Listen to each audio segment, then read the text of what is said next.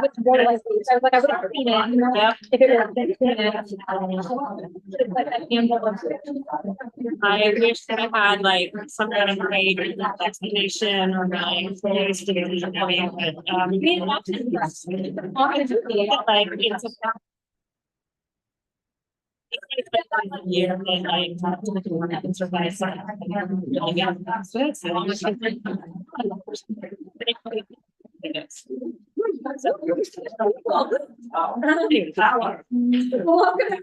I'm Councilwoman Sue Anderson, Ward 3. We are kicking off the very first meeting of the North Main Street Task Force. Guys, the clerks, to please take the roll. Councilor Angela. I'm here. Lieutenant Brown. Here. Marissa Lopes. Absent. Rachel Peterson. I'm here. Jamie Mahigan. Here. Peter Camara. Here. Thomas Badway. Here. Sarah Engel. Here. Jessica Lance. Here. Nate Urso. Here. Rosie Jaswell. Here. We have 10 present and 1 absent. We have a quorum. Thank you so much. I just first really want to thank everyone for being here. I'm really excited to be kicking off this task force, and I have so much gratitude for the members of the task force who agreed to participate today and going forward. And also like this overwhelming quantity of people who are in the room who care so much about North Main Street and our community. I'm really excited for us to be able to work together.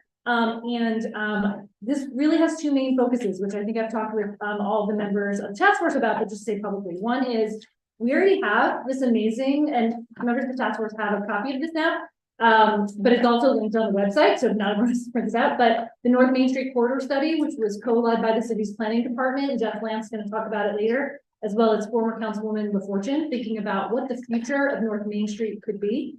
And also, we also know that there have been some really awful traffic incidents on North Main just in the last year since I've been councilperson. We've had 2 deaths and several major accidents, and it is beyond time for us to be taking action on North Main Street. So I really appreciate everyone coming here together to work on this as a team.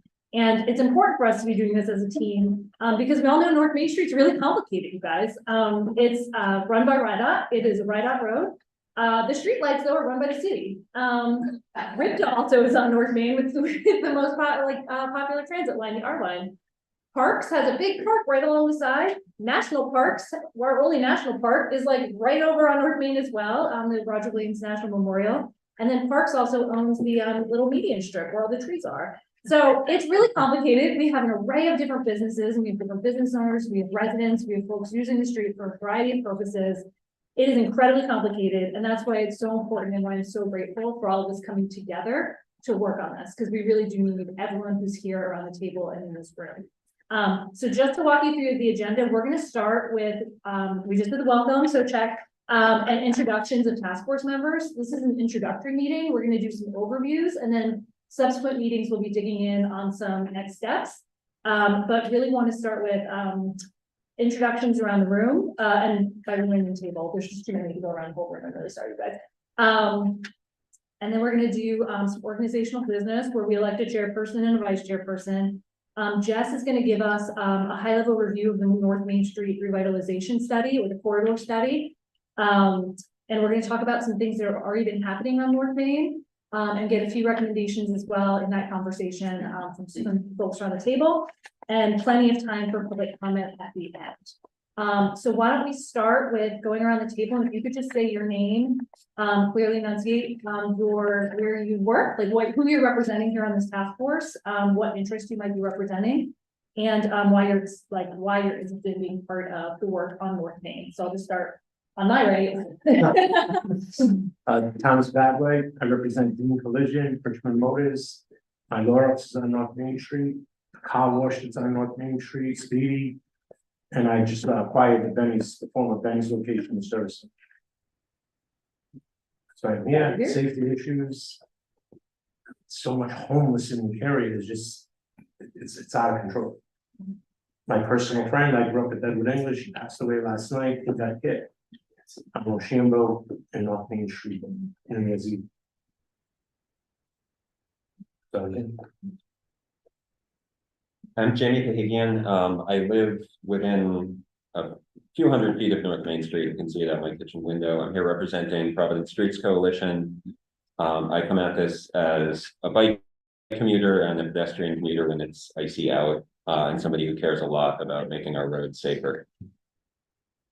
I'm Sarah Engel, I'm Executive Director of Planning at RIPTA and also live up the hill from North Main, between North Main and Hope Street. I'm Rachel Peterson. I'm here as a Ward 3 resident. I primarily get around walking and by taking the bus. So I'm really thinking a lot about pedestrian safety. Oh, did I miss someone? Oh, no. Bill Brown, I'm a district lieutenant. I'm assigned to the east side of the city.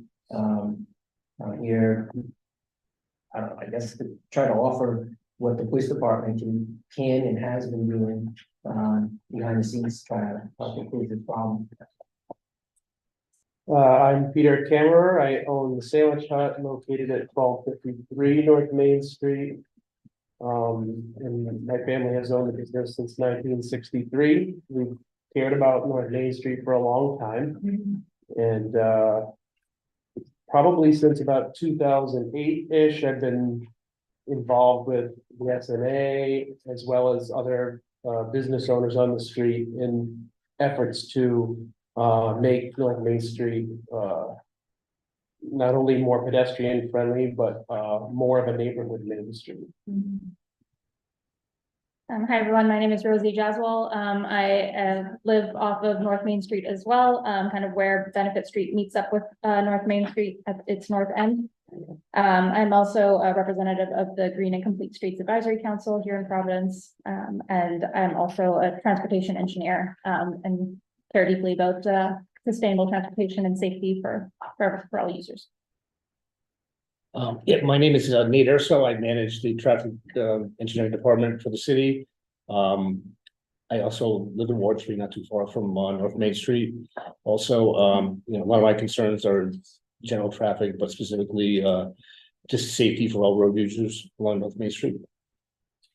I'm Jess Lance. I'm the Director of Special Projects here for the Planning Department. I lived on Doyle when I first moved to Providence, so I'm pretty familiar with the corridor. I was the lead with former Councilwoman Mirva LaFortune on the North Main Street Corridor study when we hired Principal Group to help us with the study that we'll be talking about tonight. I manage the team in the city that's responsible for transportation planning and sort of that long range planning. And we're always focused on making the city safer and easier to get around, more sustainable. So I think all of that kind of comes together here on North Main Street. Good evening. My name is Sean Raymond. I'm with Rhode Island DOT on Office of Safety. I've been there close to 20 years now, focused on safety by the last 12. One thing, probably the best part of my job I like is performing road safety assessments and being in forums like this where you have all the stakeholders that come together and express their concerns. So, the projects that come out of this are, the best for the community where you can get all that input. So I'm excited to be here. Thank you. Thank you for being here. I also want to recognize that we have several other elected officials here. So I really want to thank Senator Mack, who I saw walk in, but have since lost. There's Rebecca Kislak, both who represent parts of North Main Street. We've got some of my colleagues on council, Councilwoman Anthony, Chairwoman of Finance, Councilman Royas was here, right over there, and Councilman Sanchez. So thank you guys so much for being here. And we have to recognize our amazing clerks for all they've done to bring this meeting together. And I've probably missed somebody. And if I did, I'm really sorry because I really appreciate you. And thank you to the solicitor's office as well. That's what that's awesome. So we're going to move right along because there's a good amount to talk about. The first is so folks who haven't, a few folks reached out saying they've never been on a city task force before, which makes me so excited that new folks are getting involved in the city. So there's like a formality to electing a chairperson and a vice chairperson for a committee. I'm gonna have to read this little script for us to do it. So just in case you're like, what is she doing? Why is she repeating all this stuff? The clerks very helpfully gave me a script so I wouldn't mess it up and do something super legal. But things that we can only talk about things on the agenda, we have to do the things on the agenda, and I'll kind of talk through like the process and we're going, so folks kind of feel comfortable being a part of this. But I'm really glad that so many people are involved in city processes. So the first thing we need to do is elect a chairperson and then vice chairperson. Can I ask the clerks actually to read item number 2 into the record? Organizational meeting, election of a chairperson, election of vice chairperson. Awesome. Nominations are now in order for the chairperson of the North Main Street Task Force. Are there any nominations for a chairperson? I'd like to nominate Sue, who's been the driving force behind bringing this together in the first place. Awesome. Motion made by Jamie. Is there a second? I'll second. Thank you, Lieutenant Brown. Seconded by Lieutenant Brown to elect myself as the chairperson. And then I do have to do this 3 times, so I don't think I'm being rude, you guys. Are there any further nominations? Are there any further nominations? Are there any further nominations? Okay, there being no further nominations, the clerk is hereby directed to cast 1 ballot for myself, Suzanne Dubois, as chairperson of the North Main Street Task Force. So noted. Thank you. Nominations are now in order for the vice chairperson of the North Main Street Task Force. Are there any nominations for vice chairperson? I'd like to nominate Jamie as vice chairperson for the task force.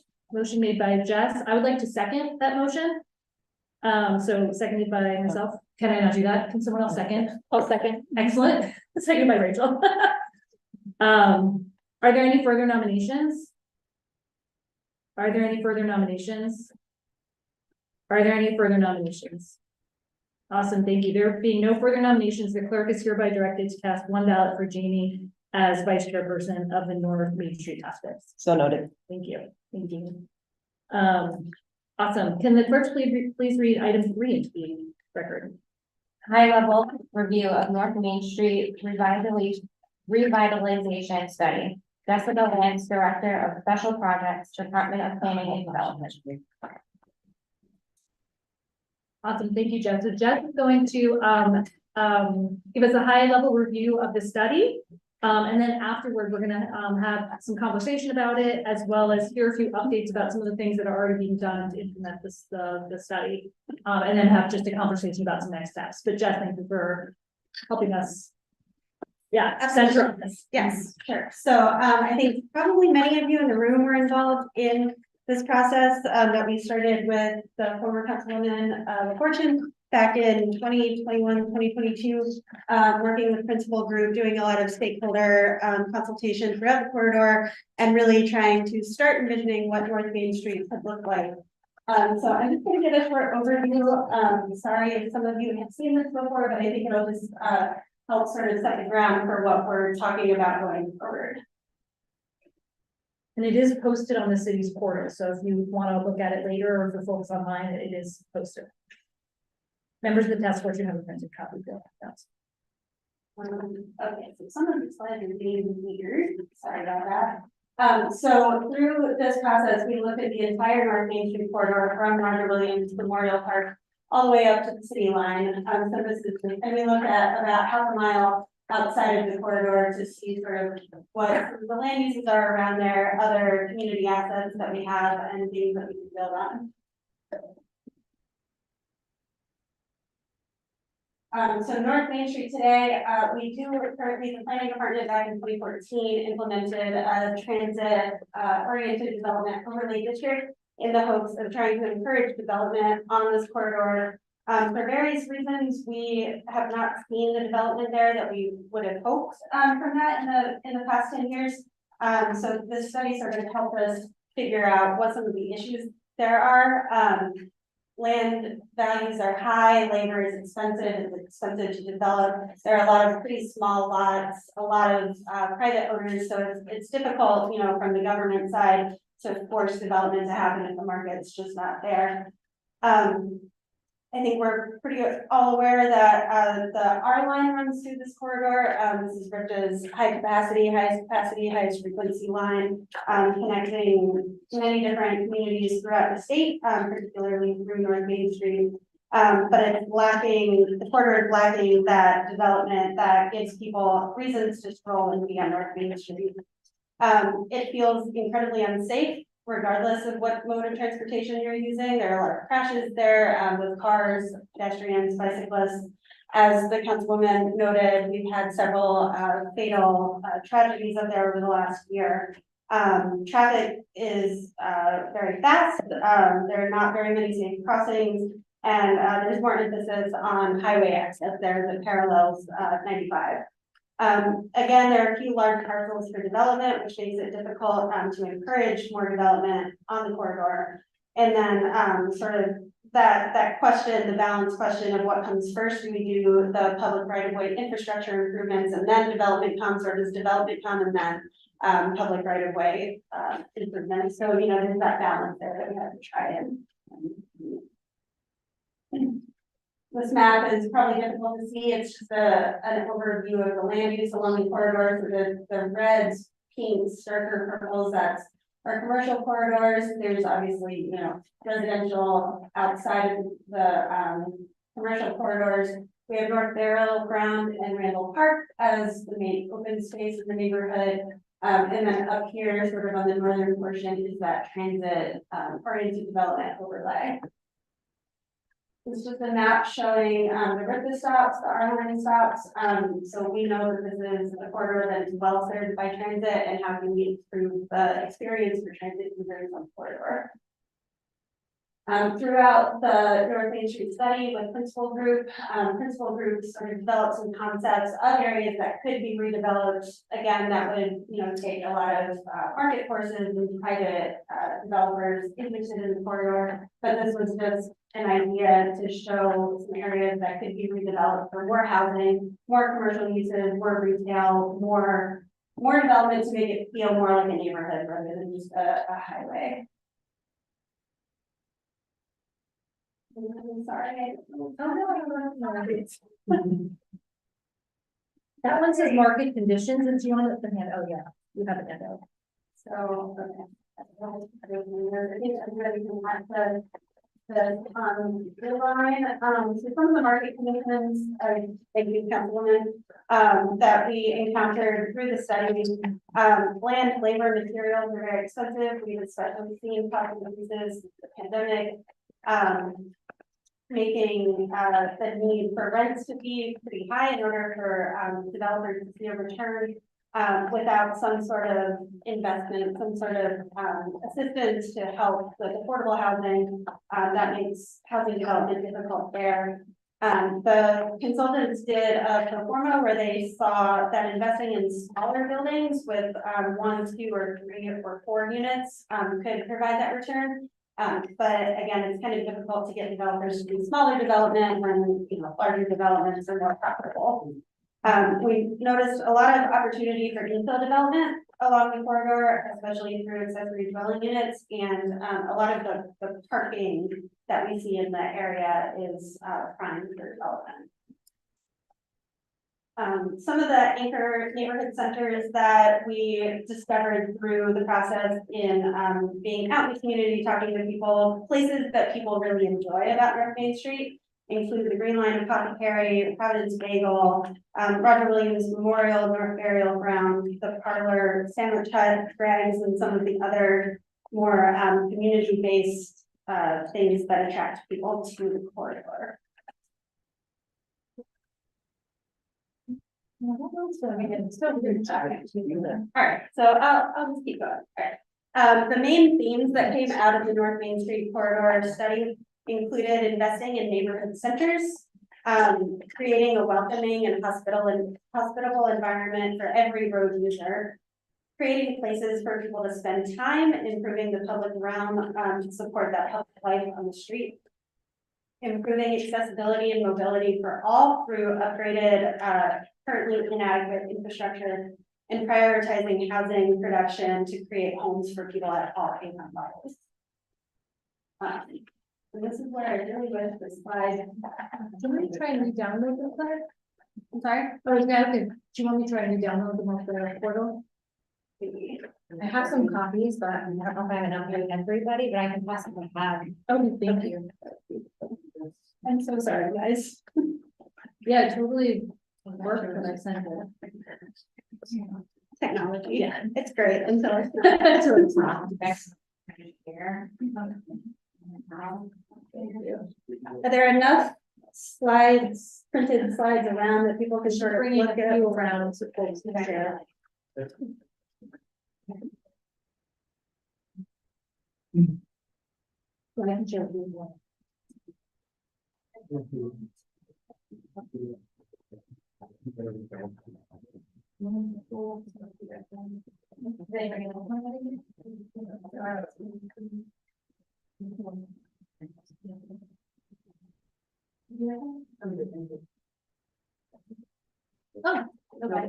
a little bit, don't. So you're like the condition? Yeah. Okay, so these are, they're. So these are the themes that I just talked about, that I'll get into a little bit more detail. So first and foremost, improving accessibility and mobility for all. Really making sure that the street has more signalized intersections, increasing the number of pedestrian crossings, implementing aspects of the Great Streets Plan that my team was responsible for publishing back in 2020, and ensuring that all crossings are ADA compliant and well maintained. Did this get reshared on Zoom? It's on YouTube. Oh, I just mean the Zoom, people who are here online, just want to make. Oh, sure yeah, they can with still hear. screenshot, Okay, I can perfect. see it, yes. So this is just an image of the existing conditions. Today we have two travel lanes in each direction, so a total of 4 travel lanes with median sidewalks on both sides. But this, there's a very large shoulders that are also active parking. So that's what we're dealing with today. It's generally these kinds of conditions encourage speeding and unsafe driving, making it very wide for people trying to cross the street. So getting across the street takes a long time and it can feel very unsafe. And the next few images are some renderings of ideas of potential changes that could be made to the roadway. So this one is showing a bus lane in each direction, limiting the vehicular travel lanes to 1 in each direction, maintaining parking and having a separated bike path on each side. This would require removing the median, but there are opportunities for additional green infrastructure and street trees and that kind of thing. Even in this design. The next idea is sort of similar, but flipping the bus lanes into the median, keeping the median, maintaining parking on one side of the street with 1 bike lane in each direction on either side of the road. I recognize also it doesn't necessarily help with the crossing issue, it still makes it for very long crossings. People trying to get across the street. This might be sort of the pie in the sky, light rail, in that median, with the protected bike lanes on either side, maintaining parking, maintaining vehicular travel, but really condensing, transit in the center. Final design. The next few include having transit, whether it's light rail or bus-rapid transit on one side of the street, sort of consolidating everything on one side. We have the 2-way shared use path on one side of the street, making it easier for cyclists to figure out where they're going, and 1 travel lane in each direction with parking on both sides. And this is again pretty much the same image with the bus-rapid transit. The next theme that we looked at throughout the study was prioritizing housing production to create housing at all income levels. Sort of this goes hand in hand with the anti-displacement and comprehensive housing strategy that the city also worked on in 2020, 2021.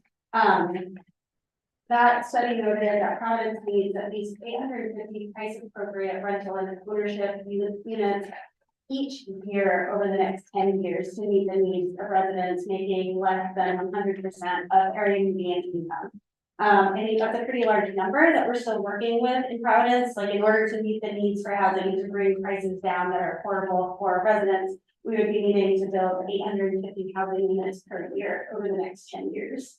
North Main Street, even our comp plan engagement that we've had over the last year, North Main Street keeps rising to the top as a corridor to focus on for housing. This image shows in red all the surface parking that exists along the corridor the area. which again sort of gives weight to the development potential of the corridor. So we should be looking at providing financial incentives for density bonuses to attract affordable housing, multifamily development being allowed by right, and in the vicinity of transit roads, which I'll note it is allowed by right today, in commercial corridors in the city, and just making sure that all of our zoning is allowing higher density housing. The next theme is welcoming and hospitable environment for every user. So this was a quote from one of the stakeholders. It's already a transit corridor, and we should continue to make sure that it is a key transit network time, and it should be more friendly for biking as well. So this is just a rendering of some of the intersections. This happens to be Rochambeau, where our most recent crash happened, providing ideas for tightening the intersection up, making it easier and safer for people to cross, and making sure that drivers are slowing down as they're approaching North Main Street and the intersection.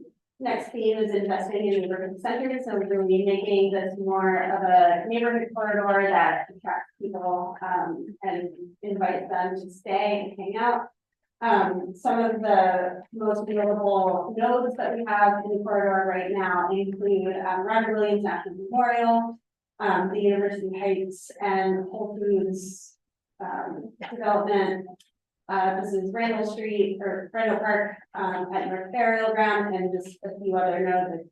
This is where the parlor exists.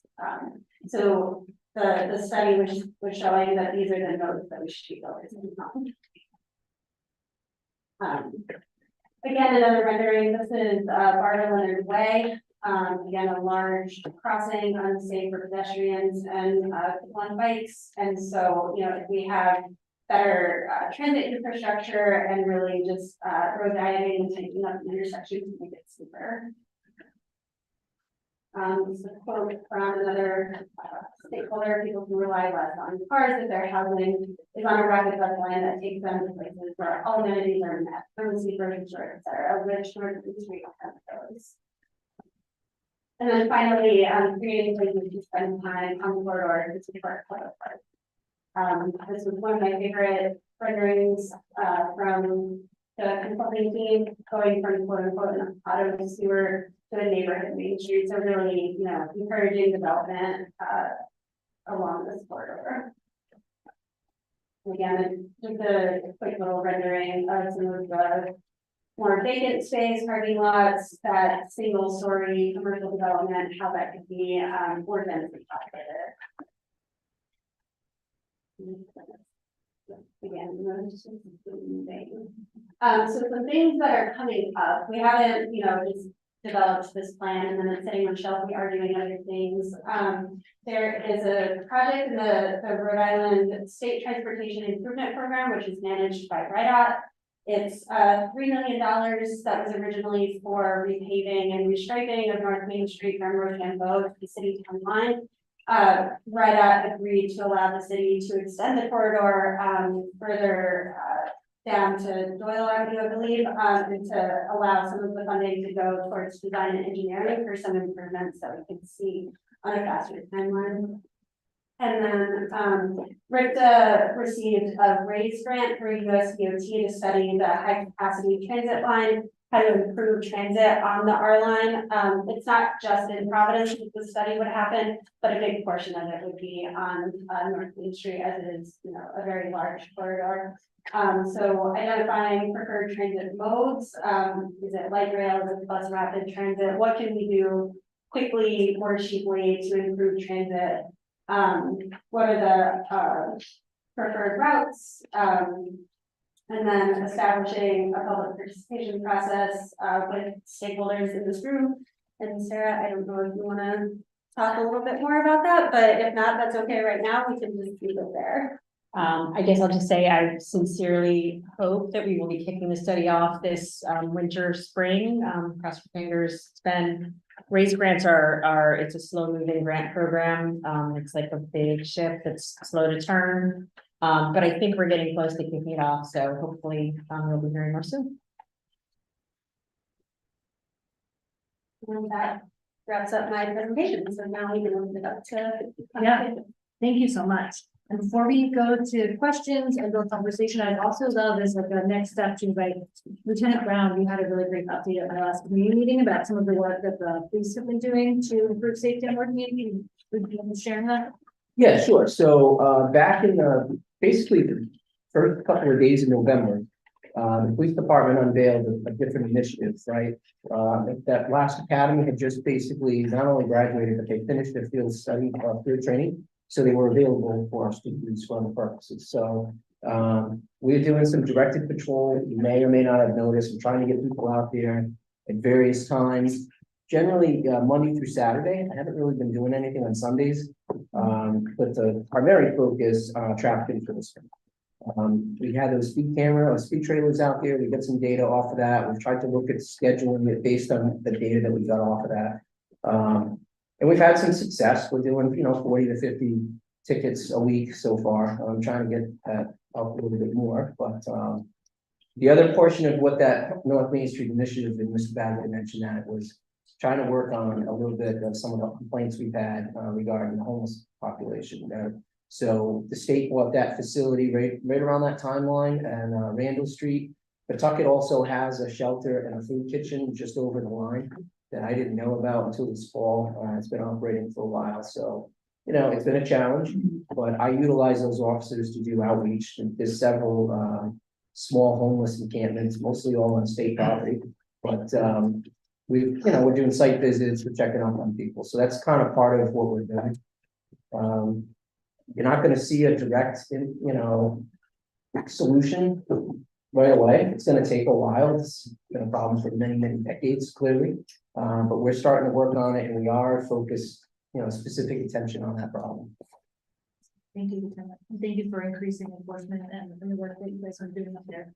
I also know right after the community where people in the community asked for the signs with the flashing and speed limit, you guys have them out like the next day. So I really appreciate that. Yeah, we don't generally keep those on one location. The traffic office manages that. It's complaint driven. It comes from 311 stuff. And I get it. It doesn't really show the whole problem because people tend to slow down a little bit when they see the sign. So we already kind of realize that we're not getting 100% of the data. But it is interesting. We've seen those studies. I mean, we do see patterns, right? To certain times of day are worse than others. So it's helpful to us. Before I go to the next person who I know has a few updates on implementation, I'd love if there are any, do folks around the table have any questions or comments or thoughts about the studies, the next steps, what just presented? I'm sorry, I said that much better police presence on the road. That's what needs to be there. San Lucas had a girl, he was going to pull her over for speeding. She went all the way up Main Street, down around the corner behind Nikki's Lakes and hit a pole. Okay. Yeah, I had it on video. I was right there, literally the week before in that street. That could have been my life. We're trying, listen. No, he's there all the time. I see him all the time. Yeah, I can't make But it's the promises that this is Like, going to be yeah, solved right away. because I'll show you the video. I'll send it. Oh, yeah.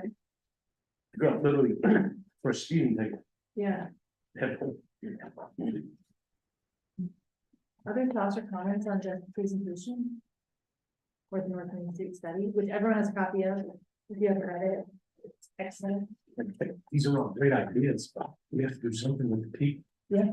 Cause the homeless people, that's the problem. They're there and they're not.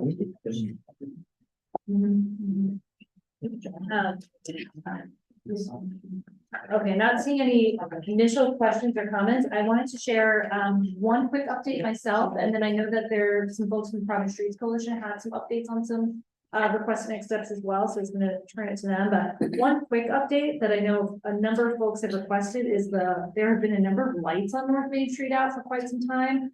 I went up and cataloged all of the lights that were out, and Public Properties has been turning them. So the lights are owned by the city, which was news to me. I totally thought they were write-outs. And They might be someday. yeah, who knows? It's all turns out they're owned by public property. but managed by a third-party consultant called Prism. And so Prism has been working to get those turned back on. Almost all of them have been turned back on, except for 3 where there's some like issue with Rhode Island Energy. So those are back on, and the brightness has been increased significantly along the entire corridor. But we are working on the last ones. I saw Rhode Island Energy out at one of them today, the Doyle and North Main Street one. So I'm hoping that that gets turned on pretty soon. But that is one quick next step that I think you brought up. Right, there's some dead spots. Yeah, there's totally There's some. some dead spots, and you have vacant businesses that. have Yeah, there's lights no out. lights, yeah. So that's another thing that needs to be addressed. You need to get these businesses up and running. Yeah. I know all this, but.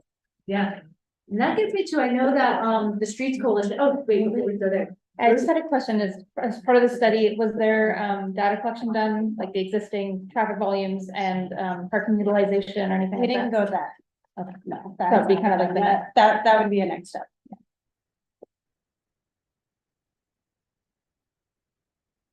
Amy, would you mind sharing, so the Providence Streets Coalition did, and you guys have this, it's on the portal and in our handouts. Some early recommendations on some of the near-term next steps we could be making as part of both the study and just the safety concerns, so I'd love if we could share some of those. Sure, and it's a long list. Do you want me to go through everything in like high level, how much detail? Whatever you'd like. Okay, well, the first thing on our list was repairing any streetlights that were not functioning, which it sounds like Sue has been on. I think another thing that would be helpful with that would be having some kind of ongoing process for monitoring whether the lights are working, so that they get noticed before we have like 12 of them out. And a system, you know, maybe a little smoother than Sue having to walk. Yeah, no. Before. At least tell my husband I did that in the dark. He was very concerned for my safety.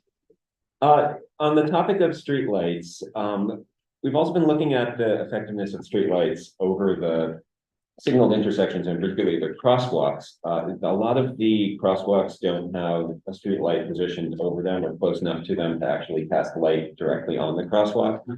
So we'd like to see that. I realize that will take some time if it's a question of potentially, you know, purchasing new infrastructure, but I'd like to see a process start to kind of review that and make some recommendations sooner rather than later, to sort of say, do we need to put brighter lights? Do we need lights that cast a broader pool of light to cover the expansive width of the street?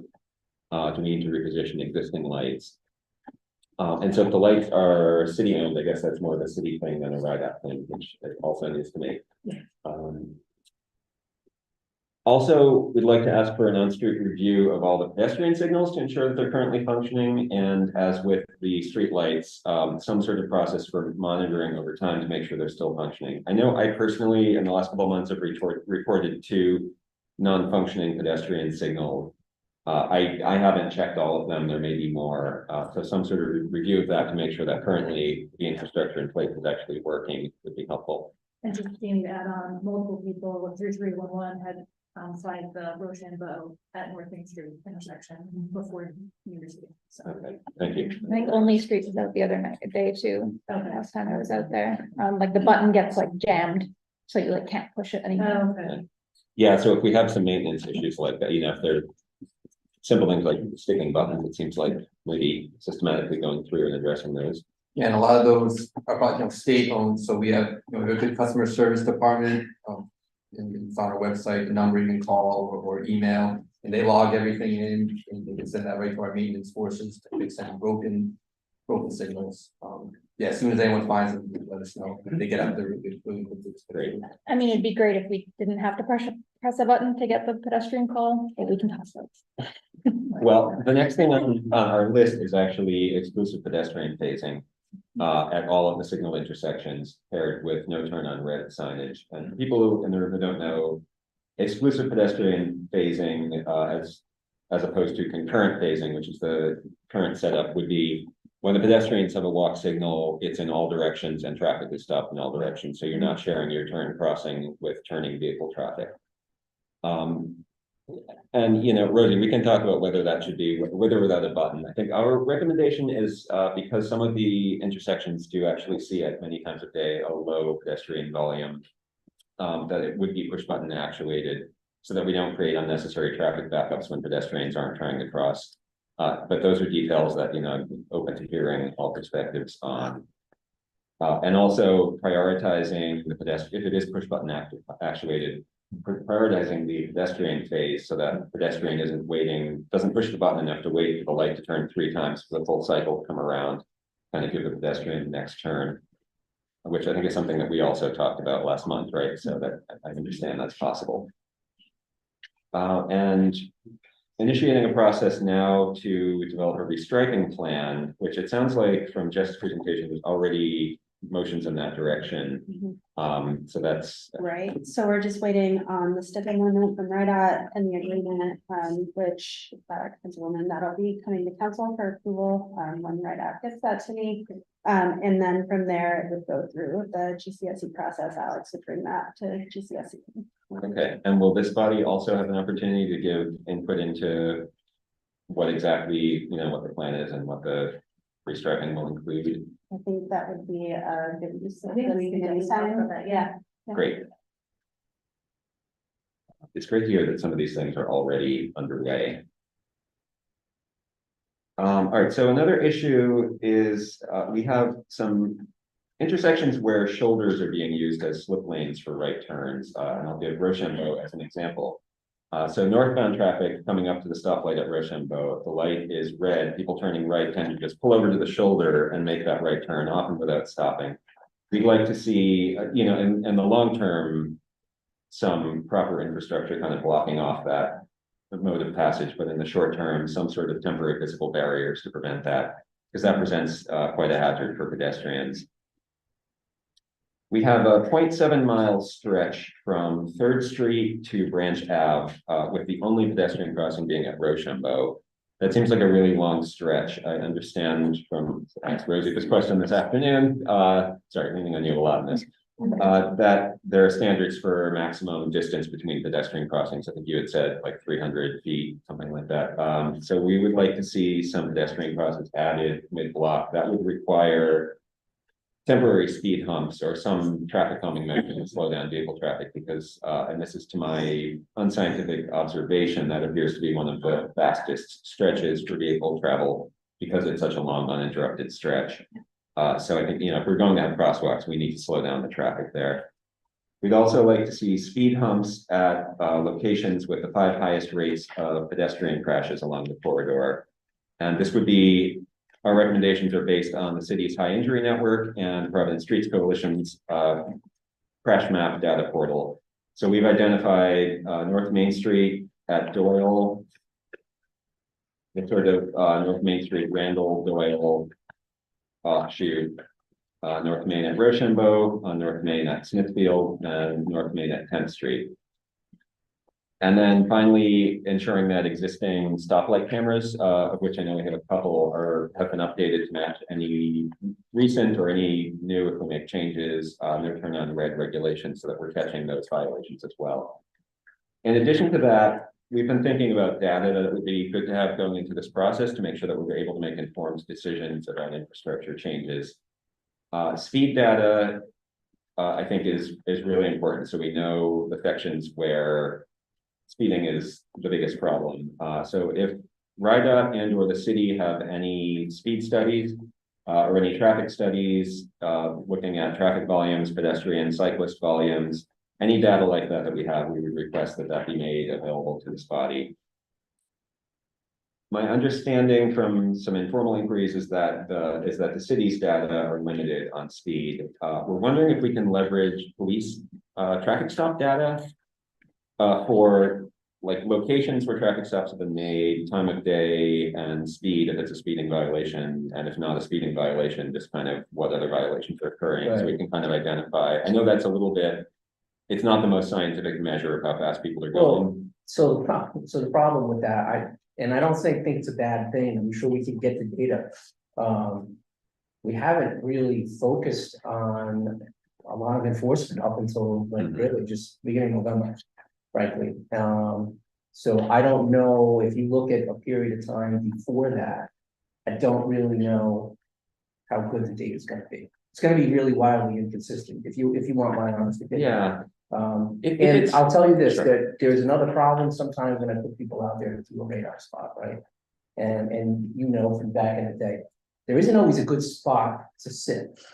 Sometimes it's in a driveway, sometimes you're in the road, and then you also gotta think about, well, where do I wanna make the stop? I wanna make the car stop like in the middle of the next intersection, you know? So that sometimes we're limited because of the design to where we sit. If that makes sense. It does. I think if you have the data and if it's available in a form, that you could provide it, I think it would be. I don't know useful how just that to I would be see- able to easily get it. That would have Okay. to probably be something you request in records. Yeah, so they track the tickets and they track that, the street side tracks. So the speed set thing that we did, we had it out there like 2 weeks ago. Mhm. Yeah. We could be more extensive with that and then do like a period of time where between this block and this block and move it around. They just kind of tossed it out there near one of our previous accidents. And got data from both directions and, you know, it was interesting, but I think what you're talking about is more comprehensive.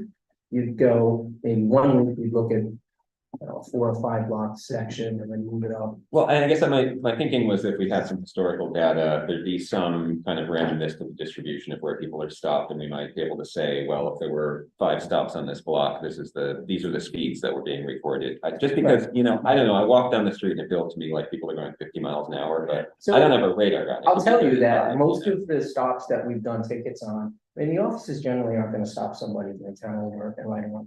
Whatever, the ticket is about $87 or something. Sure. Generally over 10 or 15, the bulk of the car stops that I've seen, because they tell me what the violation was, have been in the 40-mile-an-hour range. There was one that was like around 51. I think the guy that you're talking about, I think that was a female, right? It was a girl. That might have been one of the fastest that was in the mid-50s. So we're talking more than twice the posted Yeah. speed limit. Yeah. which is What is the? The speed limit is 25. 25, 20. it's the full length. Yeah. But, Yeah, a street like that. I think those speed slugs were actually able to crunch the data, but I think, and traffic engineering has radar traffic counters that they put out. We don't usually concentrate on city roads because that's where a lot of them, it's a lot of our use of ours is for traffic counter requests. We have, but that's something we can do. I think if we're able to collect more data going. Yeah, forward, but I that'd be think useful. the speed cameras will give you generally, I think what the Lieutenant Brown mentioned is, you know, people, it may not be that our devices, you can't really see them. I mean, they don't notice them, but people will notice that, and it may not be a true speed, but Sure. it may give you a general idea of where the speeding is. And we can try to do some counts as best we can. We have a big demand on traffic counts in the city, so. Sure. Okay, yeah, that would And I don't, and as far as historically, I don't know. If White has done anything, are there any permit counters out there? Do they do speed or? They do speed. I don't think we've had any counters out there Yeah, recently. I'll see what we have historically, but you know, like I said, we could put stuff out there as I well. thought there was some mid-block detected, but. I'll check. So something like that, you're gonna get better data, because it's less conspicuous, It's you good. know, you're not gonna see it and slow down, so I think that data is of better value. With the speed feedback signs, with them off, like not telling you your speed, can it still collect speed data? I think so, but I don't know. Yeah, That I've might seen help it. with in terms of people not reacting. Yeah, you don't have to be speeding to get it, it'll tell you, 25, and then some of them say thank you, you're already going to do the speed. But if like the screen is off, is it collecting data on like how fast? people It may be programmed that way, I don't know, I've never personally. Or worst case scenario, just like tape a trash bag over the screen. So- I love the tech. It's a fair question, I'll ask and I'll email this group. Yeah, if you could shoot me a And note. maybe we can have the traffic office do that, unofficially the next month or so. Yeah. That'd be great. And I don't know if Aaron is still here from the policy office.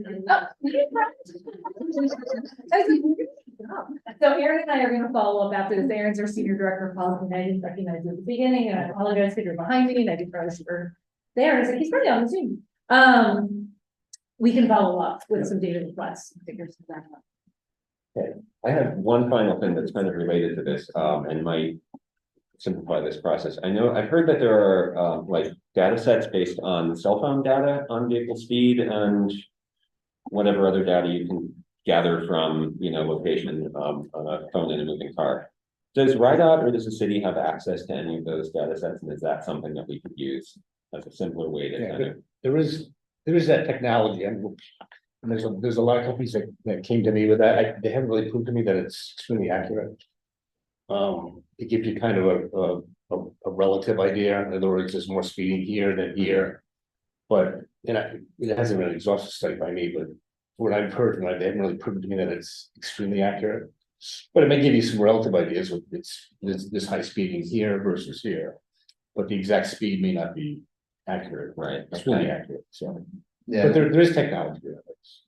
yeah, they provide, statewide planning office, we partner with INRIX, so we can look and see what data they have and some part of the ways.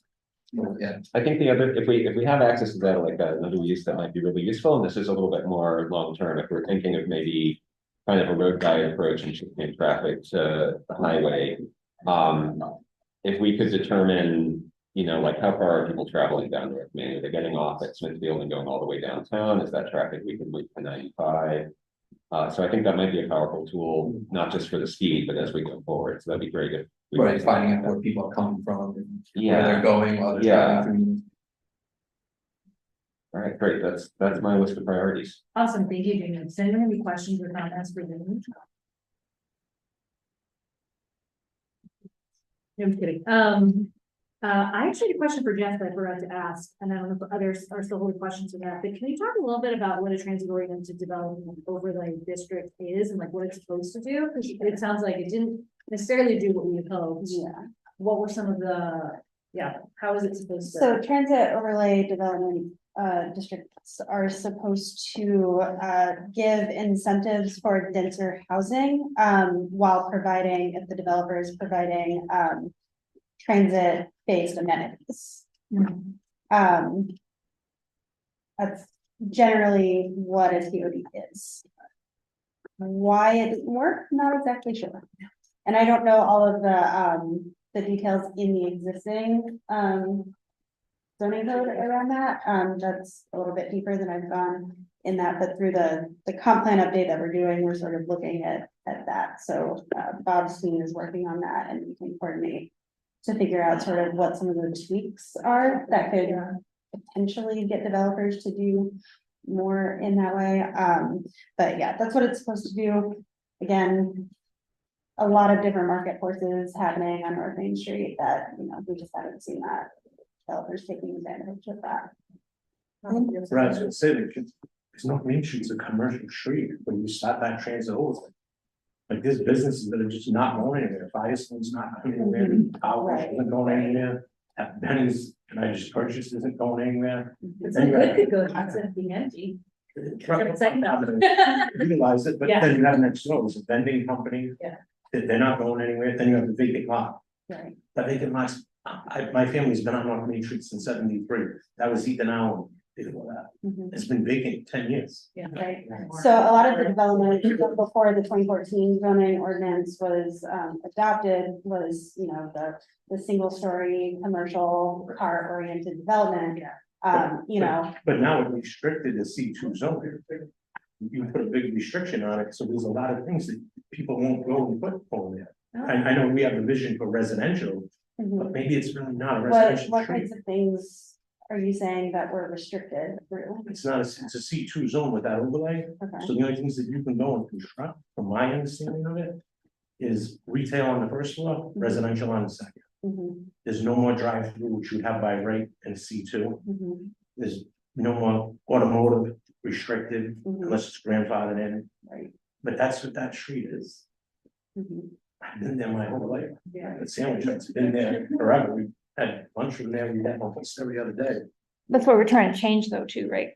If it's a car oriented street, then it's gonna feel like you can, It's going. Drive real The fast. problem is, who's gonna go and invest money when I took a picture of a homeless guy sleeping. But that I think was what we're trying to get at, like what can we do to make this a place where people do want to live? Sleeping in the bus Yeah, stop it's every not- day. yeah, and that's what we're trying to address, so, yeah. And we're talking about accidents, I'm stopping right to that Randall Street before we get to the light. So the guy walking in the crosswalk, he walks in front of a Jeep while the cars are pulling up right in front of the car, Yeah. and he's a vagrant. That's the problem. Because who's gonna go invest millions and have this guy just leaving the bus stop? Other questions or comments for Jess? Yeah. Yes, this is for Jeff, but it also might be partially for you, Sue. Yeah. So, because when we started this off, you talked about different departments that have different roles on North Main Street, like you talked about the Parks Department and the city and RIPTA and all these different components. And I guess I'm wondering who has authority over what? It's like we have Ride Out, we have the city, Yeah. like ultimately who has Who's authority over authority different over things what? in this area, yeah. Yeah.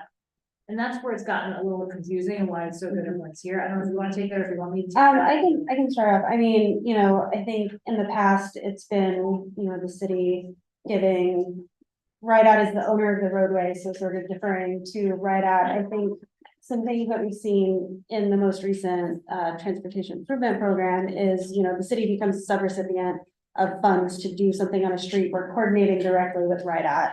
And so, you know, the city is pushing, you know, some of these different designs that are, you know, a little bit different from what transportation planning has been over the past few decades, and, you know, working with Ride Out to make those changes happen.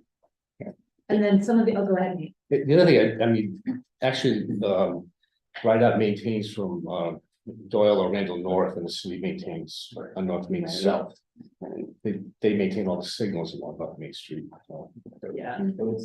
Whether that's legal is a little Yeah. bit complicated stuff, but. Very complicated. It might be helpful, maybe we can work on this, even just make like a graphic of who controls what, because that might impact some of how we discuss things.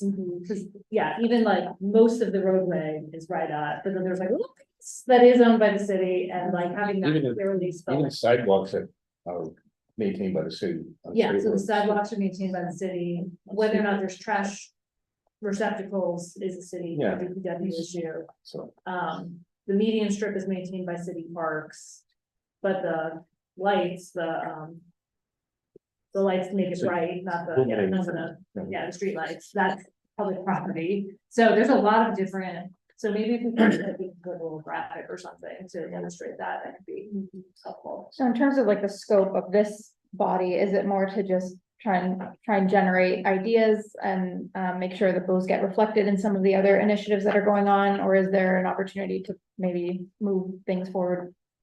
It's like that second here as well? piece, and I was hoping we could spend a little bit of time before public comment, thinking about, as we think about this agenda item, the review of the revitalization study, besides some of these near-term next steps on safety, what would folks around the table, I have some of my own ideas, I've written some down based on some of the things that came up here, but what would be some things that task force members would like to see as topics for us to dig on collectively, like knowing that this is complicated and knowing that there's a lot in the study, we're not gonna like implement this whole study in the next period of time that I can imagine, but there are pieces we could chunk out.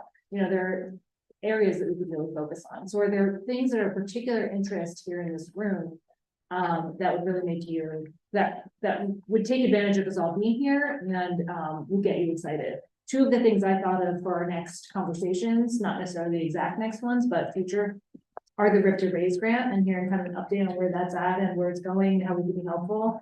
And the STIP amendment and the restriping, and how, you know, what that process could look like and what it's gonna be like. But I would love to hear from folks like other big topics, and I'm also happy to meet if folks like me or folks who digest on things after a meeting and they're like, ah, the thing. I'm also happy to meet with folks one-on-one after this. We can't meet as a body unless it's official meeting. And so Aaron and I will follow up on scheduling the next ones and the future agendas, but I'm also happy to chat with any of you individually. This is incredibly important to me. But we'd love any thoughts you have now on things you'd really like us to dig in on while we're together at future meetings. Yeah, Peter. I guess I would just say that, you know, it seems that the primary purview of this group is about safety. And in reaction to especially the recent terrible accidents that have occurred. I would say that opportunities to put, we talked about whether it's a speed bump or traffic calming efforts. Years ago, we talked about opportunities for raised crosswalks, different ways to make the street more pedestrian friendly. It seems to me that some of those traffic calming efforts can also be beautification efforts. If you look at other cities and the way that they do them, or it can be a very sort of basic bump in the road, which is functional, but is not really interesting in any way. So again, I'm a small business owner. This is not my world, but I just, that's one thing that occurs to me. And the other thing that occurs to me as someone that, has been working on North Main Street stuff for many years is exactly that. There are many entities involved in the street. And it's great that we're all at the table. I hear that the state is at the table, the city is at the table. It seems to me that when we had opportunities, around the time, I forget the year, when Narragansett Bay Commission was kind of ripping up the street and putting things back together. Our group tried to use that as an opportunity to do some of these things. Yeah. And it seemed to me that the primary issue was getting different entities to be on the same page about it. The various stakeholders involved in, whether it is RIPTA, the state, the city, the residents. So it's wonderful that I see all these different entities at the table. But that did seem to be one of the primary issues, was getting people to talk efficiently and actually get something done. Because these conversations have been going on for a long time. Yeah. I've been involved since the mid-2000s. There are people I know in this room who were involved before I came along. So it's been an issue. Yeah, no, thank you, Peter. Just the continuity of it. Yeah, when you and I first met, I don't know, a year or two ago, and you brought up, this study was great, but there was a study 10 years ago, and like, Exactly. there was a study 10 years before that. So like, let's actually do some. And anyone who knows me professionals knows, like, I hate like a study for study's sake and then doing another study in 10 years, what a waste of resources. So really just want to make sure we use this. This was great. Jess and former Councilwoman McFortune and all the community members did a great job getting input and thinking through some of the things we could see. Is everything in here we're just gonna check? Probably not, but like, there's some really good stuff that we should work on coming on together. And I'm really glad that we have so many of the partners like RIDOT and RIPTA and others as we're seeing investment, like the RAISE grant, like the restriping, things like that. Other topics folks would like to see. I'm also hearing maybe having some conversation about the zoning, and maybe we can have Bob come or someone from, well, you're from planning, but Bob does a lot of the comp plan stuff. Thinking about what would be the ideal zoning there, and especially if we're in the review of the state's or the city's comprehensive plan, maybe this is a time for us to be thinking about what would be the best zoning there to incentivize the type of things we're looking for, at least allow for it. If you lifted this transit overlay, you might have businesses pop up in these vacant spots. Right now, they can't. Yeah. Because this is what that overlay did. It restricted, it's a C2, but it's really not a C2. Okay. That's interesting. So I have another thought. If this is 10 years, no one's done No it. one's saying anything, yeah. So just driving around, I read this study, I've read it probably 3 times, just driving around last week, I look at stuff, it's highlighted in here. There is an awful lot of area, and I don't know the percentage number, but of this area that's used for surface parking. So, I mean, I know there's maybe not an appetite to have parking here, but you really could think about maybe talking to Miriam and think about where that hospice center, I don't know who runs that. The idea of maybe 1 or 2 large parking garages. Now, Miriam, I know the neighborhood's not gonna wanna hear a parking garage right next to Miriam, but Miriam, I believe, either owns or leases all that space way in the back. Yeah. That's not a bad spot for a massive garage. And then they can continue to still run their shuttles. If you do a light rail or a rapid bus, you could make that part of a stop, Yeah. right? And Lifespan already does have those little buses that go around the neighborhood, drop off. Yeah, but they were using all surface lots. Yeah, all yeah, over yeah, the place, but And to that go may between- allow you the ability to have land. You'd have to build the garage first, but then you'd be able to gain that land with area. I'll sell that to you. I don't know, but Yeah. there isn't, like he's saying, there isn't a lot of space where you can just start putting up, apartment buildings. It's land committed to something else. But that's all it's restricted to, is that type of use. Because they put the overlay on a C2, so it's C2 zone, but it's not C2. In order to get something like the Tucket You have to did, lift this. it'd have to be like it seems like a residential area. I mean, Tucket, Central Falls, they did that development around the train station, right? Yeah. Seemed like it it's working up there. I don't know, I haven't been to it myself. There's no development going in around the train station at this point. There's the train station there is successful, but, you know, nothing's been built since the train station opened. What is going, I know it's not a Providence issue, but that property, when you go north, I don't know, when you get go left at the fork, I don't know if it's Pawtucket or Main Avenue. What is going in over there? Yeah, so do you mean like where the field is? Yeah, Microfiber. Yeah, so where the microfibers is, so they are still planning to do a, like last mile, distribution center. There's, folks still disputing them taking over the Morley Field portion of it. I didn't realize what But was. there's still, yeah, it's like a last mile distribution center. Rachel, you were doing that.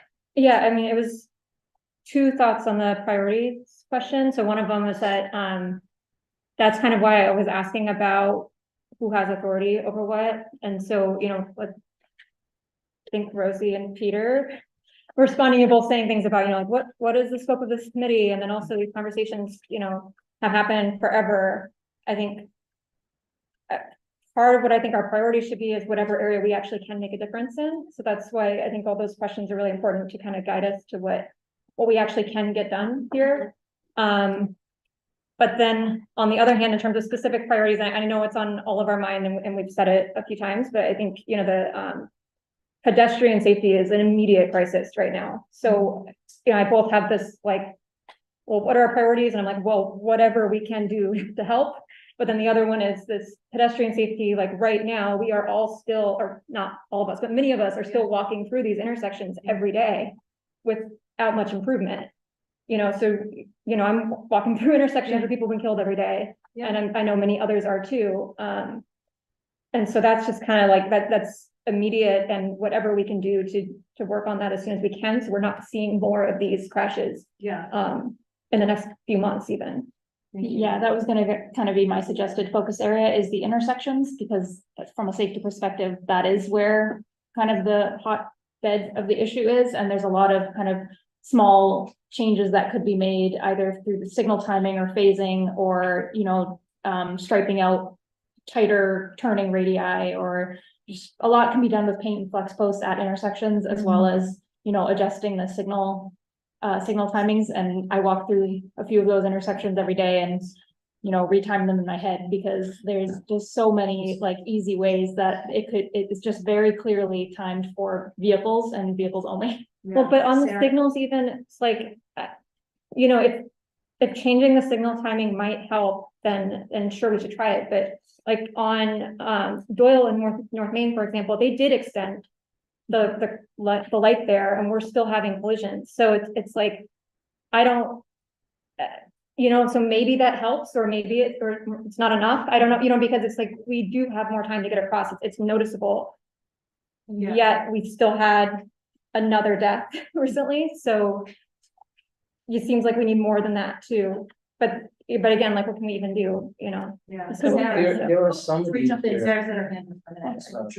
Yeah, sorry, I don't have any answers to any of this, but it does feel to me like a place that the focus, or at least a primary focus, needs to be. I do feel like I should just put on the record, in terms of who has what authority to do what, or has very little authority to do anything. We run the service, but we don't have approval authority we don't get to say over where we put a shelter. We have to, you know, we have to pull permits for those things, any change that we make to, and any ground disturbing activity. So we are very much work in cooperation with the city, with RIDOT, depending on if it's a RIDOT right of way. And for North Main in particular, and this is just the thing that I need to sort of note, when the conversation goes to things like signalization, exclusive pedestrian phase, and signal timing, is we have a federal investment through federal grants in a transit priority system for the R line on North Main that is in part about there were physical changes made to the road in terms of the position of the stops. There's curb extensions that were made, queue jumps that enable the buses to get a little bit of an advantage over the cars. which is sort of pedestrian safety neutral. But, and we've been working for a long time, and it was a very successful investment initially in terms of being able to maintain the same frequency of service with one fewer bus, which is a big deal for us, Yeah. because that also means that much less fuel, that one fewer driver. So there's a real cost savings in there. In communities like Boston, transit signal priority has been a huge benefit to mobility overall. We are at a point right now where we're wondering if the return on investment is really there beyond what we've already seen on the R line. And listening to this conversation, I think it's a real, because there's a trade-off there. I mean, if we're talking about exclusive pedestrian phase and extending the signals, it basically means we really have to rethink the transit signal priority investment that's been made there. I'm not saying anything for or against at this point. I just want to note it, and as the conversation continues, because I think ultimately it's gonna be technical, and I think your expertise is gonna be really useful, and yours as well, Sean. And I mean, we're talking about engineering, and I think, and the last thing I'll just say for now is I have lots of opinions about all sorts of this as a resident, as a generalist land use planner, and as well as with the hat that I wear at RIPTA, but you know, speed and the design of roadways, and the ways that you can work to control speed. There's like a lot of options, and some are much more successful than others. And ultimately, to have the road designed and built to a slower speed, you know, goal is the ultimate thing, but that's not a quick fix. I mean, that's, you know, those are long-term investments. So, you know, this is a great conversation, and I'll leave it at that for now. Thank you, Sarah. Lieutenant Brown, review. Very quickly, and something you and I talked about a couple weeks ago. It's probably something that a lot of people in here don't want to listen to, but I think it's important to say it. You can design as many things as we could to make things safer for pedestrians, but there are plenty of times when we have accidents with pedestrians part of it. You know, and you alluded to it. They just just walk out. They don't wait for the light to change. It's like we really can't design that away. I think there's progress that can be made, though, and I'll say this as a pedestrian who, on North Main Street, sometimes I cross in the middle of the block rather than going to the intersection, because it actually feels safer to look and say there's nobody coming in that direction. I can cross to the median, wait and make sure there's nobody coming the other way and cross there. You know, and if we build infrastructure that feels safe, then people will maybe be more likely to use it. I'm not saying everybody is going to go to the intersection and take advantage. I'm just putting it out there. Like there are times where, like, you know, I think no, it's a fair point. I think, but I think it's in line with the sort of like driver behavior is imperfect as well, right? And we want to build infrastructure that accounts for imperfect human behavior and make it as easy as possible for drivers to slow down, as easy as possible for pedestrians to use safe crossings. Nothing is 100%, right? But we're trying to decrease the statistical likelihood that pedestrians and cars collide. Yeah, and I think people walking are aware of the safety issues, especially around North Main. And so I think that a lot of the times when people are making decisions for their safety walking, it might not make sense to people who are driving, or it might not be exactly how the streets are designed to be used. But sometimes when you're doing something like crossing when you don't have the light or something, like sometimes that really is what someone is judging is safest in the moment. Bad options, right? Yeah, and I know the person who was killed, not on North Main, but at Doyle and Camp, like he was a little bit out of the crosswalk, is my understanding. But if you know that intersection, which one is that? at Doyle and Camp, this was in November of 2022. Is it near the pizza place? Yes, yeah, I was an employee of the pizza place. Yeah. And he was crossing from his car to the pizza place. And he was crossing a little bit up, but like I live on that block, and what I'll tell you is so many drivers don't stop at that light. It's not necessarily any safer to get down to that crosswalk. Yeah. And I think that's kind of the things that sometimes you see it reported and you think, well, why wasn't this person in the crosswalk? But often there's like reasons for why they're doing it. And it might be that when they're a little further up, they have a longer line of sight, and that's why they're going mid-block on Doyle and that kind of thing. So, I mean, not to say pedestrians never mess up, but a lot of times we're like making workarounds Yeah. that are not, like, we know they're not really what is said to be the safe thing to do, but it's actually based on our judgment of a situation a lot of the Well, it time. wasn't practical for that guy, he just parked his car. It was what? It wasn't practical for him, he just got out of the car that was there. Also, drivers are in a ton of So like, you're steel box, parking right? in that, it doesn't make sense. Yeah, it wasn't practical to walk back, but again, even if he had like the speed that person was going up that hill, it just, people blow through that light all the time. I will say just to support that, like my walk to work on days when I walk is right up that street. That's the most direct route to get me to work. I stopped walking on Camp Street. I walk on Hope now because that intersection and the one at Cypress and the one at Rochambeau, honestly, as well, feels so dangerous that like the four-way stop signs feel like they offer no protection. So, you know, it's not just a question of pedestrian convenience, it's infrastructure that really does not work for pedestrians. Just restart something. Oh, sorry. There's often a crossing guard in the morning there, though, which is really great. Yeah, for the school. For the school. Yeah, she'll cross me. And I think it's important to keep the perspective that if you're in a car and you maybe turn left when there's not a gap that it allows for it and you get into a collision, like that isn't gonna cost your life. Whereas a pedestrian making a mistake is more than likely going to cost their life. So the more we can do to actually, you know, make those movements safer, you know, it's a huge disadvantage being on foot versus, you know, being safe in your car. Okay, I've heard a number of really good queries, so Erin and I will work on some next steps and follow up. I also want to be mindful that it's getting late and folks might want to give public comment, so unless anyone has some from the task force has some final initial burning comments, I'd love to open it up for public comment. Oh, Claire, yeah. Did you want to have motions to have these be Oh, exhibits? yes, thank you. Okay, so I'm the official thing here to get these as part of the public record. I would love, let me hold them up. This got in initially, right? So this doesn't need to be included, right? No, that doesn't need to be an exhibit. For the presentation that Jess gave, can I have a motion to call this exhibit 1, please? Someone just needs to say. Okay, okay, Sarah moved. John seconded.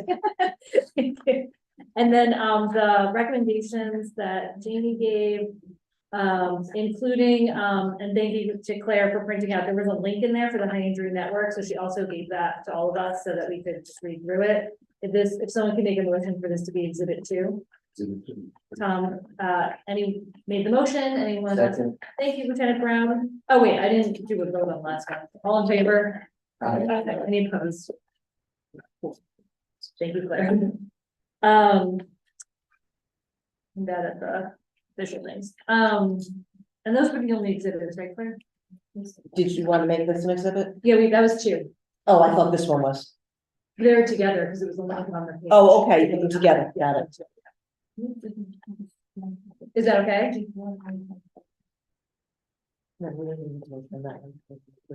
Okay, cool. And then can we please read into the record agenda item 4? Public comment. Awesome. And so how we're gonna do this, because I imagine a number of folks have it. We're gonna talk one at a time and I'm gonna call on people and you're gonna say your name clearly and slowly so that we can actually catch it for the public record. And so an example is Sue Anderbois, not Throbois and then Schwan. Like we need to actually catch her. So just to get that intro, Steve, I think you had your hand up. Thank you. I didn't intend to speak, but And say your name again. I will say my name is Steve. Last name is Ahlquist, AHLQUISP. I'm a reporter. I did not intend to speak, but I felt compelled. I'll start by saying there is a problem with homelessness in Providence, but homeless people are not the problem on North Main Street. Unhoused people are not driving their sport utility vehicles at 50 miles an hour and running people over. The problem is poor street design and cars designed to protect drivers and kill pedestrians. The quote unquote problem of homelessness will not be solved by criminalizing homelessness. The mayor using the police to criminalize an economic condition is not the solution. It cannot be solved by appeasing people who see the less fortunate people as an obstacle to their economic well-being. I am usually happy to see the topic of homelessness discussed by government agencies and task force, but the tone of this meeting about the subject has been dehumanizing. If this task force continues in this direction, it will fail, and I'm disappointed that the members of this committee let these comments pass without any pushback. Thank you. Thank you, Steve. I agree with that. Greg, I see your hand up. My name is Greg Garrett. I probably walk along North Main Street as much as anybody other than the people who live on North Main Street because they have no place else to go. You know, we need to talk about the real estate industry if we're talking about homelessness, because that's the real cause of it. You know, people jacking up prices rather than building affordable housing. And we're not going to solve the issue of homelessness until we solve the issue of poverty in this rich country. We need much less inequality in Rhode Island and in the world if we're going to solve that problem. So blame the real estate industry. I have several other things. I have been a part of North Main Street planning groups in the committee in this community for over 25 years. So I have seen lots of reports created and lots of reports sitting on shelves. This is the first time I have felt like it might not end up on the shelf. And part of that is the urgency around pedestrian safety. So I'm a strong supporter as a full-time pedestrian of doing something very much around pedestrian safety, but knowing that the rest of it has to follow. My biggest one for pedestrian safety that always seems to be ignored is 3rd Street. 3rd Street is probably, to me, the one I have the most trouble with. And I am a professional street crosser.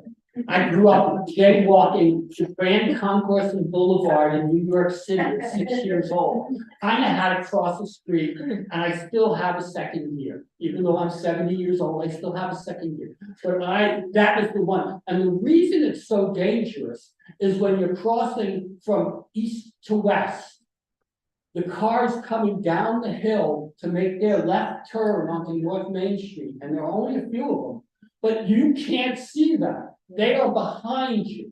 And that is always where it is most dangerous, is people coming from behind you when you're crossing. You know, they're coming in a place you can't see them when you're crossing in a crosswalk with the light.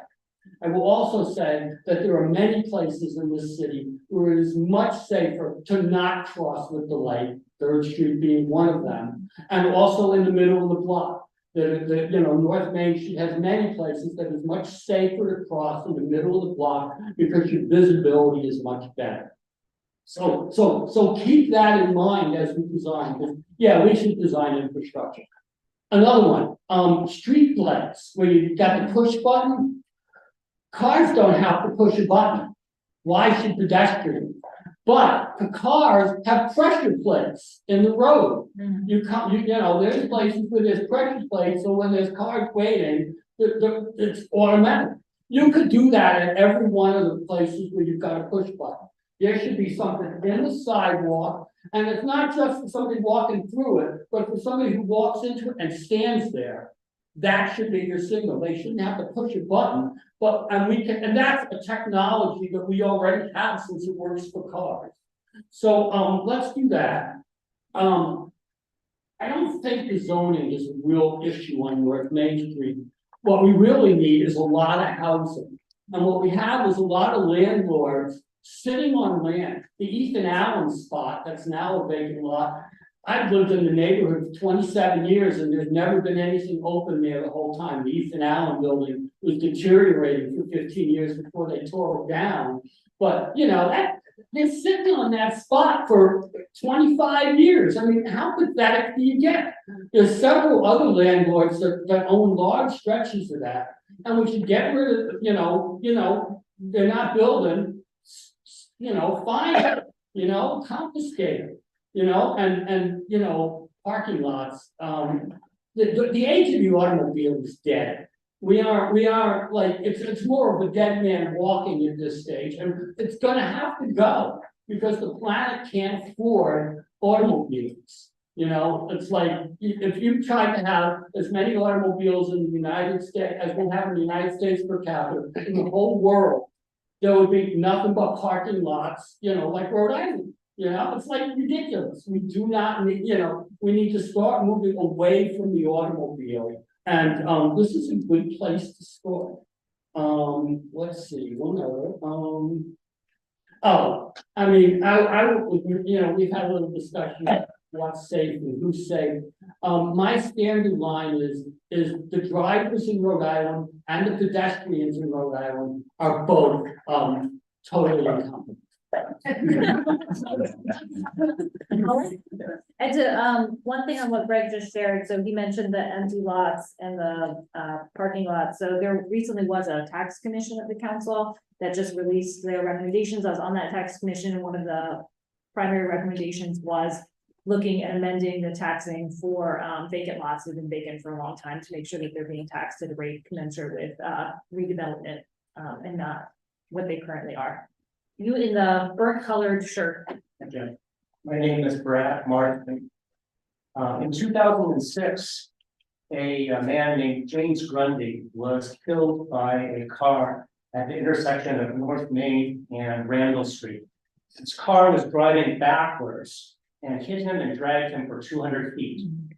The police refused to press charges against the driver. I spoke to the detective. He refused to press charges. I was passing through this intersection every day, bringing my daughter to Cozy Corners. So I wondered, what's the problem with the Providence police? How can they allow this to happen? So I got some statistics from Lieutenant John Ryan. I asked Lieutenant Ryan, how many times has the Providence police cited a motorist for failing to stop for a pedestrian in a crosswalk?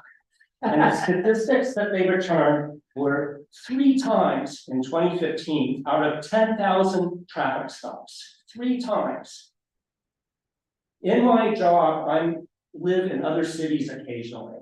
And whenever I come back to Providence, I am just shocked by how backwards this is when it comes to pedestrians.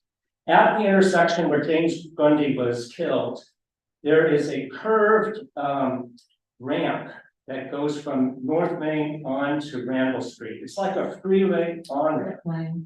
It encourages high-speed traffic. I brought this to the attention of the Rhode Island Department of Transportation and received the most insulting letter that I've ever gotten for my life from the DOT. This told me that there's something really wrong with the DOT. Nate Urso, I talked to you about replacing a crosswalk signal at Hope High that was smashed by a motorist.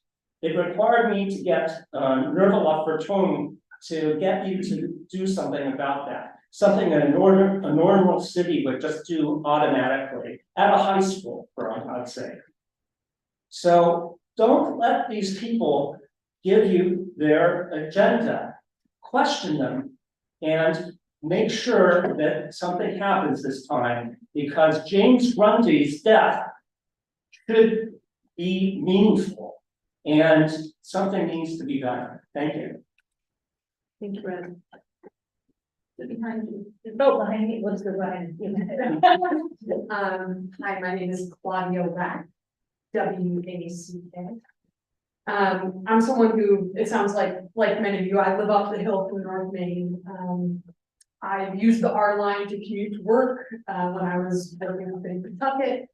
I would love to commute either, more often by bus or by bike would be great to get downtown. I don't currently feel safe doing that on North Main. During the summer, I bike and I would always go, I would take this very weird, patched together back streets route to get from my house to the train station, because I would not feel safe biking on North Main. Some of the things I was really encouraged to hear discussed so far were things like the exclusive pedestrian phasing and lighting around the crosswalks. I remember the first time I realized when I was getting off at the Rochambeau crosswalk and trying to cross back to get back to my home. And this was in the winter, so it was dark at about 4:30. The first time I realized that when I had the walk signal as a pedestrian, the oncoming cars also had the turn, and they didn't know I was there, they couldn't see, both because, you know, they probably didn't realize that it was the pedestrian walk and there's no lighting. So what I took to doing was every time I had to cross, I would turn on my phone flashlight, set it to blinking, and I would hold it up to the oncoming traffic to make sure they could see me. So that's just sort of an example of, you know, as people talk about like the lived experience of realizing this is not a safe crosswalk, but I've still got to make it across somehow. Just one last thing to the point some people have raised, you know, we've already got some great study materials, so something that I would love this commission to do with all the folks around the table is identify what is a concrete path to making a decision and finding the funds for some of the more long-term investment items, because I think, you know, if we're not able to identify how do we get from A to B on actually implementing some of those long-term changes, that will be a shame. So I hope that's part of the priority of the task force. Thank you. John. Hi, Jonathan Howard. I also live up the hill, and have worked on North Main Street planning projects in the past with Peter and Greg. And I just like to say, I'm hearing a conversation about traffic safety, pedestrian safety, and it's coming out like pedestrians v. cars. And I think that would be a terrible limitation of the conversation. You know, North Main Street's important because it's the edge of my neighborhood. It's also important to the state because so many people pass through it. All those people have wallets, and all those people could stop and spend some money on the way, which would, and or they could live on North Main Street and get to wherever they want to go faster and spend their money downstairs at a coffee shop. I mean, that's the vision that we've had for North Main Street for ages. The problem seems to be that we can't get past this very limited idea of, oh, if I had a drive-through coffee shop, that's like optimum development for North Main Street. And it's not. I mean, it needs to be much bigger. And I understand people are not going to spend, developers are not going to come in and put down money unless they can make it back. But that's a question of a whole series of dynamics like zoning, like subsidies, like other market forces, like, you know, your tax incentives or disincentives that make it possible for someone to make money building the kind of structures that are called for in the study, most recent study. You know, we did, out of the North Main Street work we did in the past, there were only two results. We made Smithfield Avenue a two-way intersection, which was probably a bad thing. And they built the house at the corner of 9th and North Main Street. Commercial on the ground floor. I think there are 6 units in that building. Peterbilt Pace and Jordan Durham did it with cooperation from Marion Hospital, and it's, you know, it's working. Yeah. And I talked to Peter a little while ago. He's very proud of that project, and he's happy with it. And that's a minimum of what could be done with a lot on North Main Street. And so I would hope that this group looks at what are the problems. We need housing, we need transit, and business needs customers.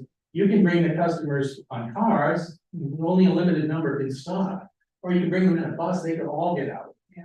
Or they could live there, and then they'd be there, and you wouldn't have to bring them. So when you think about supporting commercial businesses, think about how many people we can get into a space comfortably and how we get them there. And so I hope you keep that focused.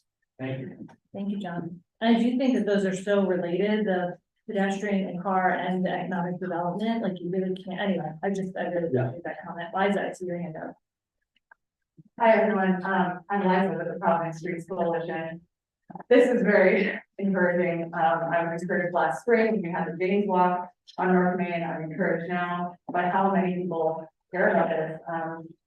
I also really appreciate what you just said, John, about like no one sets out in their day driving and trying to kill someone else in their car. It really shouldn't be drivers versus pedestrians. It really should be about safety for all.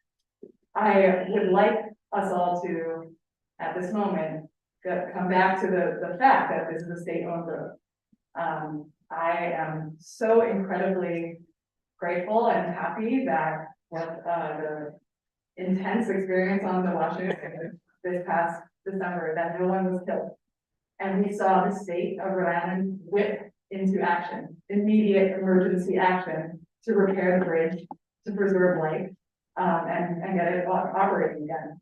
The fact that 3 people have died in the last year on this street and with complete inaction by the state is really a disparity, a strong disparity. And so, Mr. Raymond, I just sincerely hope that you will bring what the voices that you've heard here tonight and escalate this up the chain.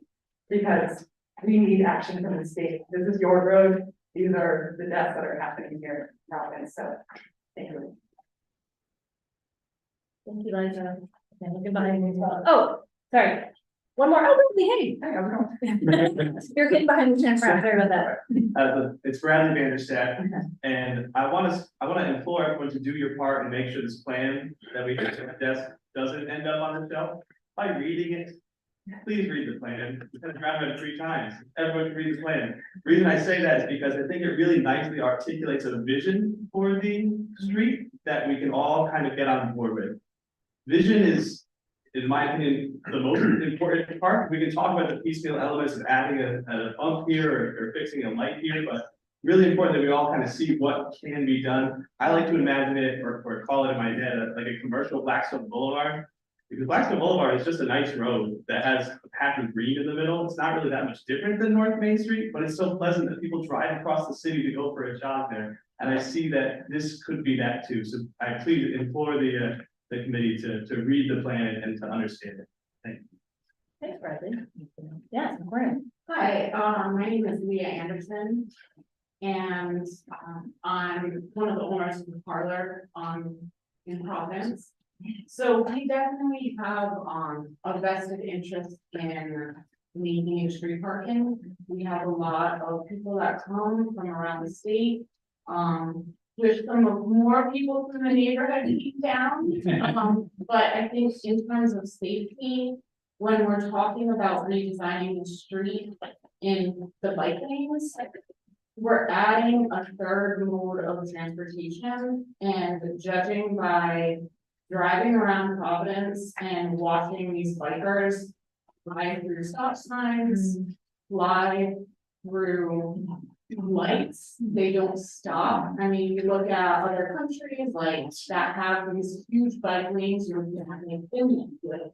There's large spaces set aside for bikers to use. They're abiding by the traffic signals. So when we're thinking about redesigning this and pedestrian accidents with cars, we also have to think about bikes and what kind of enforcement and who is going to own that. So is it going to be the state that's owning it? Is it going to be the city? Are we leaning on the police to kind of look at that, to be writing citations? Because I don't see a lot of that happening right now. I'm not sure if that's something that you even have oversight over. It's a lot harder to track down a biker that is gonna, fly through and cut down a side street. But I think that's really important when we're thinking about redesigning the street, safety for pedestrians, for bikers, and then just kind of maintaining that public parking. Are we thinking about public lots? If we're talking about bridge streets and having people come and patronize businesses, musicians are going to need to unload a lot of gear, so cars are necessary, and I just want to make sure that that is being thought out when we're looking at kind of redesigning that. Thank you. Other thoughts or comments? Oh, yeah. Hi there, my name is Kate Randall, Randall, not named after the street. But I'm a relatively new resident of Providence. I live on Doyle Avenue. And I walk to the State House, or that general area to work almost every day. So I'm passing the North Main Doyle intersection, which is very dangerous. So I would like the committee to remember 2 things, or the committee. commission task force. Insert your. We're listening, yeah. Yeah. Two things in particular, please. That paint is not infrastructure. And that budgets are value documents. Do you value our lives? Thank you. Thank you. There's another hand? Yeah. Hi, my name is Archana Ramancham, so ARCHANARAMANUJAM. I live on 9th Street, so I walk across North Main all the time, but I also drive down North Main Street. So I agree that pedestrian safety is really important, and in particular, one thing that we haven't talked about is making sure that the crossings are near bus stops, because that's the primary thing that people are crossing the street to get to on foot. And they're not really they don't always logically line up, and that would reduce the number of people crossing the street at weird places, you know, if we had regular crossings near the things that people are trying to get to. And then the other thing I just wanted to emphasize that Claudia also touched on is I like this focus on pedestrian safety, but this report makes me really excited and I like about what's possible, right? And I think that my hope would be that you don't lose sight of the bigger possibilities that are available to us. And given that so many stakeholders are at the table, it seems like there are possibilities to move forward on some of those bigger things, and also to identify what it is that didn't happen, that didn't work in previous times. So I would ask you to sort of lay some of the foundation as well to move forward on some of those bigger things, because I would love to be able to bike down North Main Street, and I would also love to be able to safely cross the street to the bus stops and be able to take mass rapid transport frequently. So and as a final thing, North Main Street is kind of a divider between sort of the rich east side and the rest of the city. And so it forms at least part of the barrier. And so in thinking about revitalization, we could really break down some of the things that divide the east side and the rest of the city by making it a place that a lot of people can come to and enjoy. And come to from other parts of the city as well. So if you would consider that as North Main Street as a connection place, that would be really wonderful. Thank you. Yeah. Hello, everyone. My name is Melissa Lopes. Hello. Oh, really? You're on the task force. I should have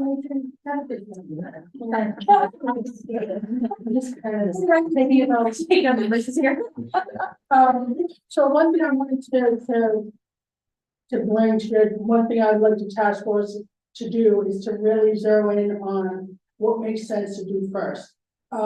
Safe crosswalks are good, but one thing Providence has an issue with doing is paving nice beautiful roads, digging them up to do some work. Yeah. And to me, that's a waste of resources. So I think we really need to zero in, move the crosswalks away from the intersections. I think that's smart.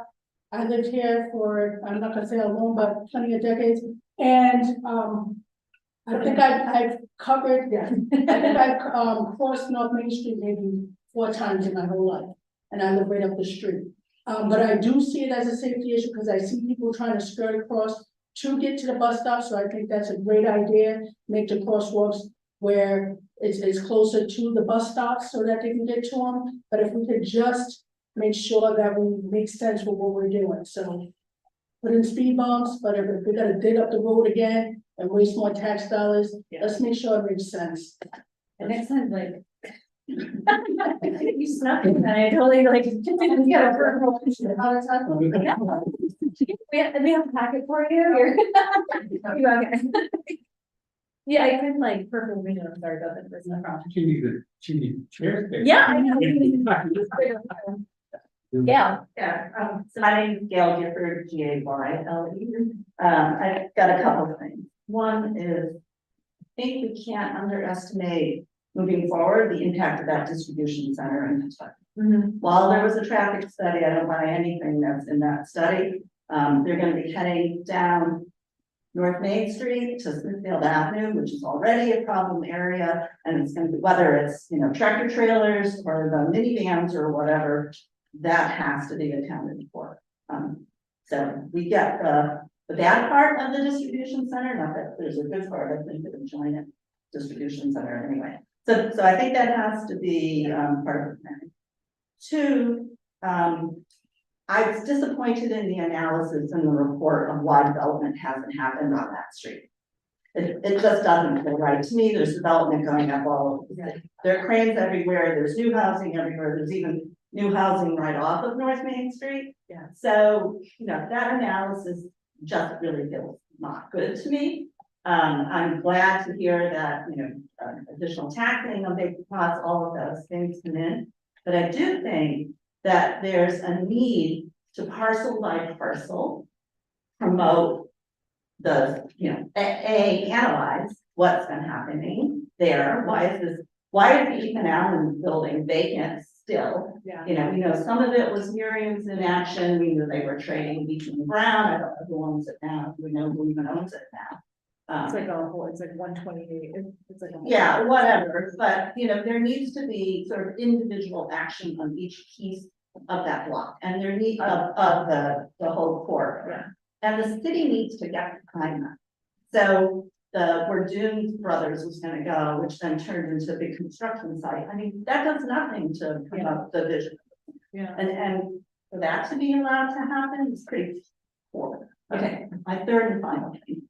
So I think I said this in one of the task force meetings, power analysis.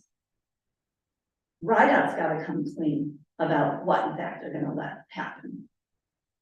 And they need to say it now so that our elected representatives can do what they need to do in order to make sure that they are in fact cooperative in this process and want to see the vision move forward and not frustrated.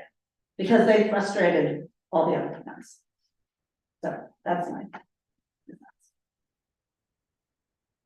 Any final hands up, grants? Yeah, Hi, Grant Codarian, he's the Liberty Rail, GARIA.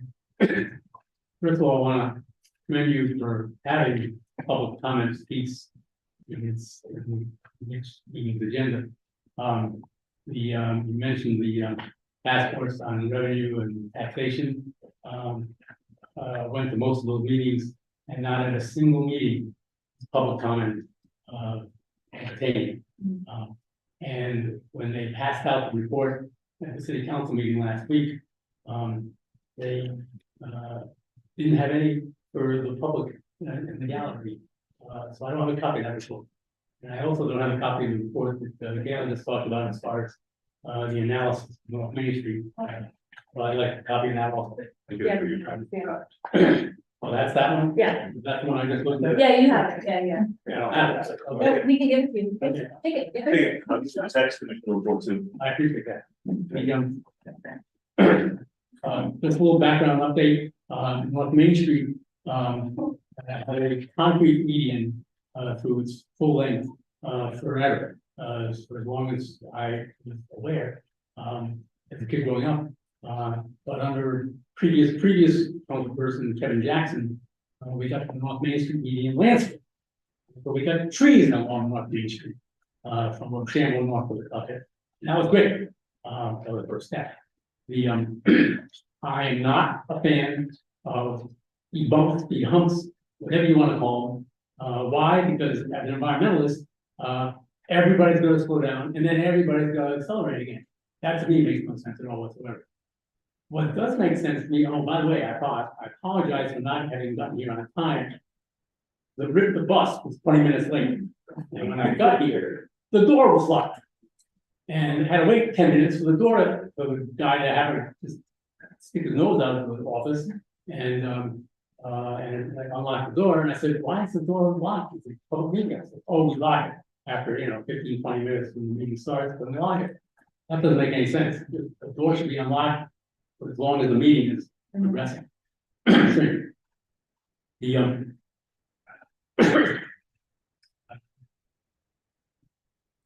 You okay, Ken? The water? No. What I am in favor of, and so this is what I don't know if it was mentioned in the first 20 minutes, half an hour, the meeting before I got here. Was, reducing the speed limit on North Main Street from 25 miles an hour to 20 miles an hour. Was that discussed at all? And if so, why can't we do that like tomorrow? Well, we can't do it tomorrow because we gotta, get some signs. So I'm sure we got some signs at traffic engineering that say speed limit 20 miles an hour. What we need to do is post that first. The reason I say that is because, way back when the Summer Neighbor Association first started, we, got, or first extended its geographic territory south of Ocean Ave. We had, concerns from folks who lived on, Whiting and little side streets from Hope to Morris, Poplar, who couldn't get out of their street onto Hope Street because people were cruising down Hope Street down the hill. And so we got in contact with the police department and said, gee, can you put a traffic guy out there, patrol person out there and start giving some tickets and they'll get the word out, that's about. Then the answer we got back to the police department, oh, first you gotta put signs up. I said, well, that's the universal speed limit in Providence, 25 miles an hour. Now you gotta get signs up. There were a couple, we got more, put them up, they were there for 2 or 3 weeks, and then someone from the police department was there giving out tickets. No problem, I think. You ever heard of problem? I've heard problems on the streets, sorry, yeah. Yeah, there's speeding on the street, yeah. Speeding? Yeah. Well, then maybe it's time. So maybe it's time, yeah, yes. But that's, we're talking like, quarter century. Yeah. So that would be my first step is, lower the speed limit. But virtually no money at all whatsoever. According to the infrastructure club. I'm an environmentalist, but I also believe in cost efficiency. To me, in terms of all the different categories that we have of mobility, the number one category is pedestrian because they're the most vulnerable. And so I like the idea of additional crosswalks. And somehow we need to get the word out that if somebody's in a crosswalk, they take priority over the vehicle that wants to zip through the crosswalk. So that'd be good. As far as RIP is concerned, it would be nice to have the RIP the bus stop. And on narrow street, you don't want the bus stops directly across from each other because it's too congested. But on North Main Street, you can have the bus stops across each other because you've got plenty of room, and that would make a lot of sense. And so we should do that. I like the idea of RIP having whatever they call this mechanism that allows the green light to be extended a little bit as the bus is approaching it, so the bus can get through before the light turns red. To me, that makes a lot of sense, and so I would encourage that. What I didn't like was when RIPTA created the R line, which was used to be the 99, 97, 98, 99, the R line, was they eliminated every other bus stop. Which meant if you want to take a bus, you got to walk a lot longer to get to your bus stop. To me, that doesn't make a lot of sense. It really doesn't slow up RIPTA that much if they got to pick up a pedestrian, it's sort of intervening bus stop. So I would encourage, if you want to encourage folks to take the bus, because the bus is convenient, then let's not make it difficult. So I would encourage reinstituting bus stops. I mean, as someone pointed out, we got a bus stop at 3rd Street, and the next bus stop is 9th Street, and the next bus stop is Pawtucket. I mean, and the one before 3rd Street is Rochambeau Avenue. I mean, it's too far apart. The one other thing that I want to bring out to everybody here, and that is the Camp Street bus line. Camp Street bus line doesn't exist anymore. Why doesn't it exist anymore? Because unlike Brown University, which encourages and substantively supports their employees to take the bus, Miriam Hospital does not at all whatsoever. But boy, does Miriam Hospital have surface parking lots all over the place and shuttling people all over the place to and from the hospital, to and from the surface parking. It's time for the city to tell Miriam Hospital to get on board as an environmental, from an environmental perspective. And they provide free parking for their employees. Instead, they should be charging for parking and rebate that in the form of transit incentives to their employees, give them bus passes. If Miriam Hospital provided bus passes for their employees, the Camp Street bus line would be viable and would be returned. In addition, something that many of us have spoken about since Miriam Hospital acquired the Rhode Island Auditorium on 3rd Street and North Main Street, and then proceeded to knock it down. And at the time, we said, okay, that seems like a good place for you to put your outpatient clinic. 2 skinny blocks away from your main campus, right on North Main Street, and easy access. No, they built their outpatient clinic where they for free neighborhood elementary school and knocked it down. And so none of that makes any sense. That's a story for another time. But the North Main Street lot is on a hill. The elevation differential between North Main Street, and Camp Street, 1 block, the elevation differential is 50 feet. You don't need to put a garage there. Topography allows you just to put a couple of decks there. And you can access it from 3rd Street, you can access it from 2nd Street. And 2 decks would take care of all Miriam's parking. They wouldn't need service parking lots anywhere else, whether it's in Providence or just over the line of the tunnel. And if they build a couple more decks, then that will provide parking for North Main Street businesses. And so they wouldn't have to have all their service parking, right in front of their front door. So what Miriam Hospital needs to do is tomorrow start building decks on the North Main Street block. They've had service parking lot there since what, the middle 80s. Gee, how many decades is that? I think it's long enough. I think we've all been patient long enough for Miriam Hospital to be marginally more responsible as an entity, especially in this era of environmental concern. And so those are some of the thoughts that I wanted to share with you guys. And I look forward to this. I look forward to the speed limit on Main Street being reduced to 20 miles an hour, by Valentine's Day. Thank you very much. Awesome. Any other final public comment? Seeing no other final public comments, I please have a motion to adjourn. So moved. Thank you, Jess. Thank you guys so much. I'll be following up next time. I didn't mean to be dismissive of what you were saying. When I like looked everyone up and I saw that you have like lots of experience and knowledge about this, that I'm so amazed. I was like really excited to say on this. I didn't mean what I was saying to be like, yeah, you are great. I think we're all inspired. But it seems like a lot of relevant professional experience. Right? Yeah, that's great.